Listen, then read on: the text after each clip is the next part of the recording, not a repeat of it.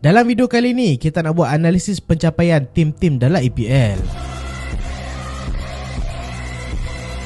Assalamualaikum dan selamat datang ke Pala Bola Studio. So dalam video kali ni, kita nak buat analisis pencapaian untuk pasukan dalam EPL. Tapi kita buat part 1 dulu. Part 1 bermakna kita akan buat daripada tim nombor 20 sampailah tim nombor 15. Fan Chelsea jangan risau, part 2 nanti hampa dah ada dah. So dalam video kali ni kita akan buat penilaian performa untuk pasukan. Penilaian performa pasukan tu berdasarkan prestasi depa pada musim lepas dan punca kejatuhan ataupun punca peningkatan prestasi depa pada musim ni, best player depa dan juga player yang mengecewakan depa, dan best transfer dan juga worst transfer untuk depa. Dan kita akan letak suggestion macam mana depa nak upgrade tim depa pada musim hadapan. So tak mau cakap banyak, kita mula dengan tim nombor 20 dulu, iaitu pasukan Southampton. Southampton bagi aku musim ni depa mengalami musim yang sangat-sangat buruk lah. Selepas akhirnya mereka ni tersingkir juga ke Championship setelah lama mereka stay dalam EPL. Yang lagi pedih tu, game tak sampai 38 lagi mereka dah tersingkir dah daripada EPL. Dan penilaian prestasi mereka pada musim ni aku letak 2/10 je, sebab mereka memang teruk daripada segi attacking dan juga defensif. Dan penilaian prestasi mereka berdasarkan musim lepas aku letak 3/10, sebab musim lepas pun mereka fight untuk relegation,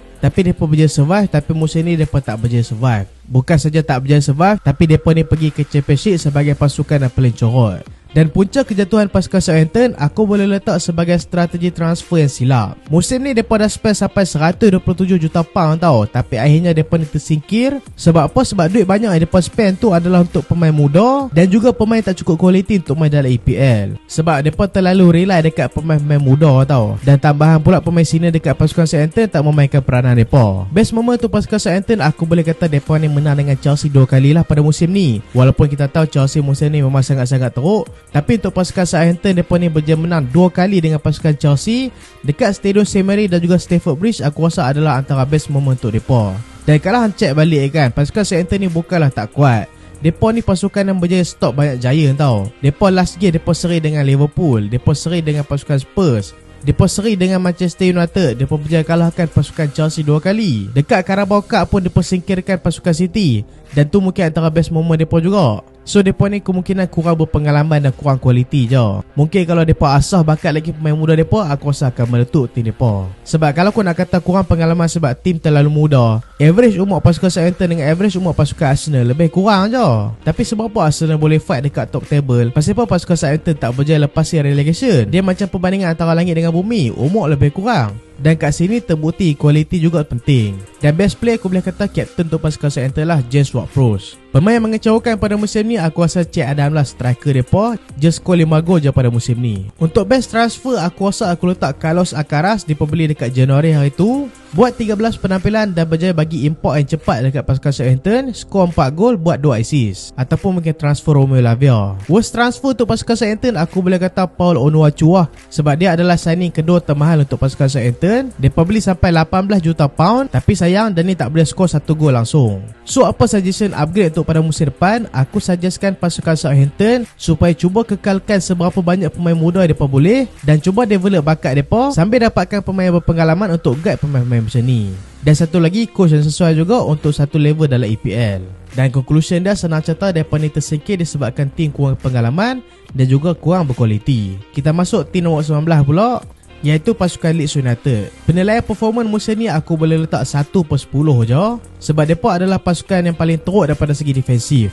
Dan penilaian prestasi berdasarkan musim lepas aku letak 3/10. Dan punca kejatuhan mereka pada musim ni aku rasa daripada dulu lagi, tapi musim ni bertambah teruk, adalah masalah defensif mereka. Mereka ni terlalu eager nak attack tau. Daripada segi sistem permainan mereka nampak attacking mereka memang eager teruk, sampai mereka lupa nak jaga defend mereka. Best moment untuk pasukan Leeds United pada musim ni tak lain tak bukanlah mereka menang dengan Liverpool dekat Anfield. Kalau apa nak tahu statistik Liverpool musim ni dekat Anfield memang cukup-cukup kebal. Mereka just kalah 1 game je musim ni dekat Anfield. Satu-satunya pasukan daripada EPL yang berjaya kalahkan mereka dekat Anfield adalah pasukan Leeds United. Best player untuk pasukan Leeds United aku rasa aku letak Rodrigo lah, striker mereka, berjaya skor 13 gol pada musim ni. Pemain mengecewakan aku letak Illan Mailer lah, iaitu goalkeeper pasukan mereka.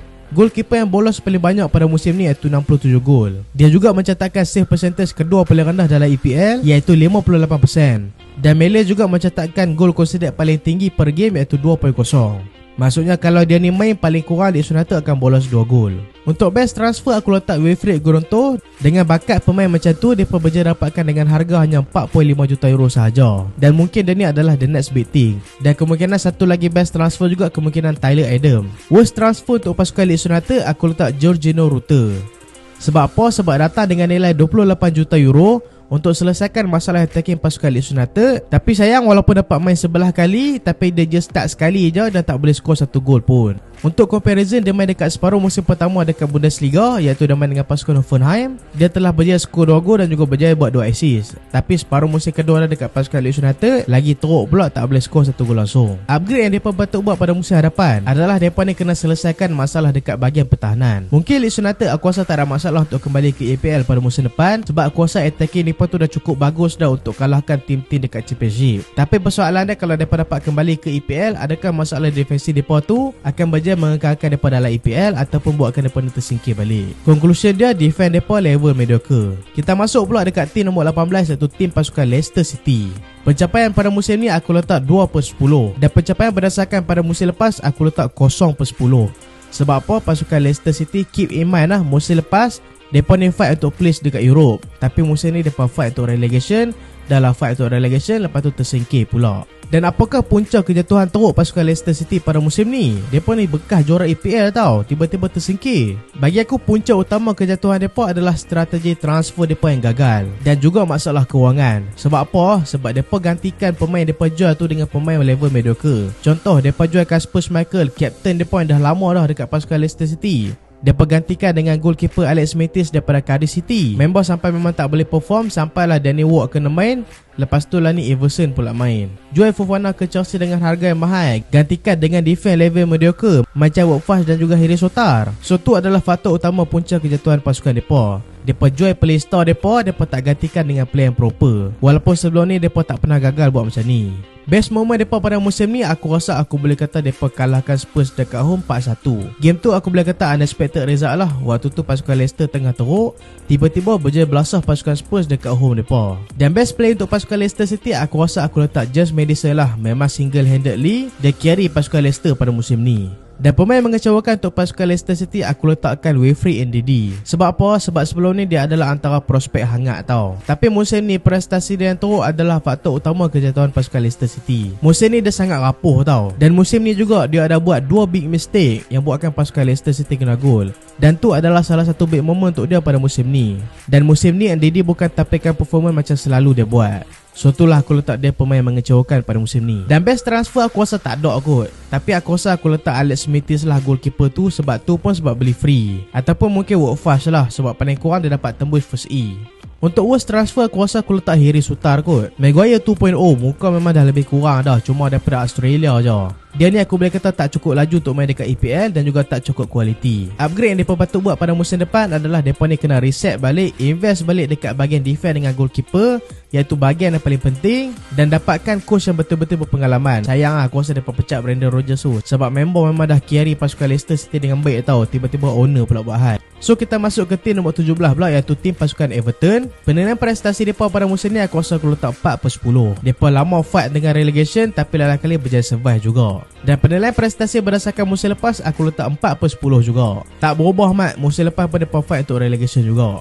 Dan punca kejatuhan mereka pada musim ni aku rasa aku letakkan taktikal Frank Lampard yang rapuh. Walaupun Frank Lampard adalah individu yang selamatkan pasukan Everton pada musim lepas, tapi musim ni dia adalah individu yang meletakkan pasukan Everton dekat posisi bawah. Dan attacking pasukan Everton sangat tumpul. Mereka ni adalah pasukan kedua yang paling sikit skor gol dalam musim ni. Dan best moment untuk pasukan Everton pada musim ni aku rasa mereka kalahkan pasukan Bournemouth dekat home mereka, untuk memastikan mereka ni stay dalam EPL semusim lagi. Ataupun mungkin mereka berjaya kalahkan pasukan Arsenal 1-0. Dan best player aku rasa aku letak James Tarkowski, pemain yang baru datang daripada beli secara free transfer dan tiba-tiba menjadi lead dekat defense pasukan Everton. Dan kemungkinan antara best player juga adalah Dwight McNeil, top scorer pasukan Everton. Tapi aku letak James Tarkowski lah. Pemain mengecewakan aku letak Neil Maupay. Dia beli daripada pasukan Brighton, tapi gagal bagi import, je skor 1 gol je musim ni. Best transfer adalah best player juga, aku rasa aku letak James Tarkowski juga. Datang sebagai free transfer je, tapi memang sangat-sangat berbaloi untuk pasukan Everton. Worst transfer aku letak Neil Maupay juga. sebab dia gagal menampilkan performa paling kurang waktu dekat Brighton dulu. Dan apa yang upgrade mereka patut buat pada musim hadapan, aku rasa mereka ni patut kekalkan Sindai ataupun mereka ni cari manager yang betul-betul baik untuk lead pasukan Everton. Sebab aku rasa kalau mereka kekalkan Sindai ni, mereka ni berisiko juga pada musim depan. Sebab macam kita tahu lah, Sindai ni taktikal dia adalah negatif football. Dan pasukan terakhir pada video kali ni adalah pasukan Nottingham Forest yang berada di kedudukan ke-16 Liga. Prestasi musim ni aku letak 5/10 dan prestasi pada musim ni berdasarkan musim lepas aku letak 7/10. Sebab apa? Sebab ramai tak expect yang pasukan Nottingham Forest akan berjaya kekal dalam EPL. Walaupun mereka ni dah invest banyak dekat pasukan mereka, tapi ramai tetap expect yang mereka ni akan tersingkir Liga. Tapi mereka berjaya untuk kekal dalam EPL. Mereka ni berjaya kekal dalam EPL. Aku rasa salah satu punca terbesar mereka ni perform dekat ujung musim adalah peningkatan prestasi mendadak daripada Taro Awoniyi. Best moment untuk pasukan Nottingham Forest pada musim ni, aku rasa mereka ni berjaya kalahkan pasukan Arsenal lah. Sebab dalam game yang sama mereka kalahkan pasukan Arsenal tu, mereka berjaya secure tempat mereka dalam EPL pada musim ni. Best player untuk pasukan Nottingham Forest aku letak Morgan Gibbs-White lah. Saya ni termahal untuk pasukan Nottingham Forest dan tunjukkan kenapa Nottingham Forest kena beli dia. Dia telah berjaya skor 5 gol dan juga buat 8 assist pada musim ni. Dan mungkin seorang lagi antara best player juga adalah Keylor Navas. Pemain mengecewakan tak lain tak bukan adalah Jesse Lingard lah. Main pada musim ni walaupun main dengan free transfer, tapi dia ni dapat gaji yang tinggi, tapi gagal bagi import dekat pasukan Nottingham Forest. Memang mengecewakan performa Lingard pada musim ni. Kita harapkan performa dia macam dia dekat West Ham dulu lah. Tapi sayanglah dia tak dapat tampilkan performa macam tu lagi. Best transfer aku rasa aku letakkan Keylor Navas, iaitu dia datang secara loan daripada pasukan Paris Saint-Germain dan berjaya gantikan tempat Dean Henderson yang cedera. Dan antara faktor utama juga untuk pasukan Nottingham Forest untuk stay dalam EPL. Dan worst transfer adalah Jesse Lingard lah, walaupun dia main secara free. Upgrade patut buat pada musim depan, aku rasa mereka ni patut develop bakat-bakat yang mereka ada macam Brennan Johnson dan dapatkan goalkeeper world class. Untuk pengetahuan hampa, dua goalkeeper yang mereka ada lah ni dua-dua loan, iaitu Dean Henderson loan daripada Manchester United, Keylor Navas loan daripada pasukan Paris Saint-Germain. Dan aku rasa mereka kena kekalkan dua goalkeeper ni ataupun kekalkan salah seorang paling kurang. So itulah video kali ni, penilaian prestasi 5 pasukan dalam EPL. Kita buat part 1 dulu, pasukan 20 sampai pasukan 16. Next video kita akan buat pasukan 15 sampai ke pasukan 11. Dan kalau ada apa-apa penambahan dalam video ni, apa boleh komen dekat bawah, okey? Dan terima kasih sebab tonton sampai habis. Jangan lupa like, jangan lupa share, jangan lupa subscribe. Aku Solehan, Assalamualaikum.